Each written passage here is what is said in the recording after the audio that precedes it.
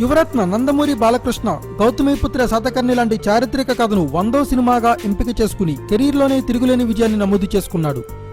ఈ సినిమా వసూళ్ల పరంగా కూడా బాలయ్య కెరీర్ రికార్డుగా నిలిచింది. ఈ సినిమా తర్వాత బాలయ్య తన 101వ సినిమాకు రెడీ అవుతున్నాడు. ఇక శాతకర్ణి సూపర్ హిట్ అయిన సందర్భంగా బాలకృష్ణకు కళాబంధు టి సుబ్బిరామిరెడ్డి సన్మానం చేశాడు. ఆ వేడుకకు మిల్కీ బ్యూటీ తమన్నా కూడా హాజరైంది. ఆ కార్యక్రమంలో మాట్లాడిన తమన్నా బాలకృష్ణతో నటించాలన్న కోరిక తనకుందని చెప్పింది. గతంలో కూడా 1-2 ఫంక్షన్లలో తమన్నా బాలయ్యతో చాలా క్లోజ్గా మాట్లాడింది.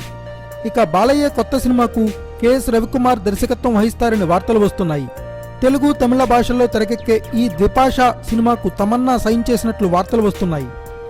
సో అదే నిజమైతే తమన్నా కోరికను బాలయ్య చాలా త్వరగానే తీర్చేశాడనుకోవాల్సిందే. కెఎస్ రవికుమార్ సినిమాలో తమన్నానే హీరోయిన్ అంటూ తమిళ మీడియా ఘంటాపదంగా చెప్పేస్తుంది. అదేంటో తెలియాలంటే మరికొన్నాళ్లు ఆగాల్సిందే. Thanks for watching. Please subscribe our channel.